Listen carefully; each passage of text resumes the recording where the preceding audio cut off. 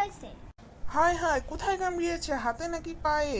আর ক্ষত স্থানের একটু দূরে শক্ত করে কাপড় বেঁধেছো? ডাক্তার সাহেব গলায় কামড়িয়েছে। আমি বুদ্ধি করে ওর গলায় শক্ত করে গামছাটা বেঁধে রেখেছে। বাঁধার সময় অনেক ছটফট করতেছে, কিন্তু আমি তো ওকে পাত্তা দিইনি। ডাক্তার সাহেব, আমার মা বাঁচবে তো?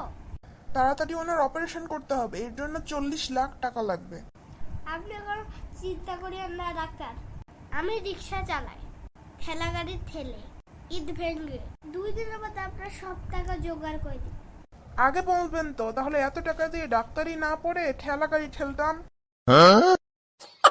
ডাক্তার সাহেব, আমার দাঁতের খুব ব্যথা। আপনার দাঁতের অবস্থা তো খুবই খারাপ, আপনার দাঁত তুলে ফেলতে হবে। এসব কি বলছেন? ভয় পাওয়ার কিছু নেই, চট করে আপনার দাঁতটা তুলে নিব। না না ডাক্তার সাহেব, আমার ভয় করছে। ভয় আমি মরে যাবো, বড্ড ভয় করছে। আপনি তাড়াতাড়ি সাহস বাড়ানোর ক্যান্ডি খেয়ে নেন, দেখবেন আপনার সাহস বেড়ে যাবে। এখন কি আপনার সাহস বেড়েছে? হ্যাঁ, বেড়েছে। এখন দেখি কি আমার দাঁত তুলতেছে। দাঁতে হাত দিলেই খুশি মানে নাক ফাটিয়ে দিব। আমি হাসপাতালে কেন? একটি সড়ক দুর্ঘটনায় আপনাকে হাসপাতালে আনা হয়েছে। আপনার জন্য একটি ভালো একটি খারাপ খবর আছে।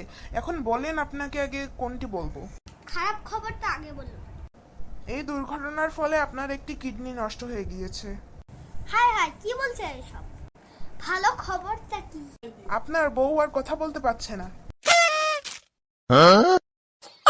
ডাক্তার সাহেব, আপনি কত দূর পড়েছেন? আমি বিয়ে পর্যন্ত পড়েছি।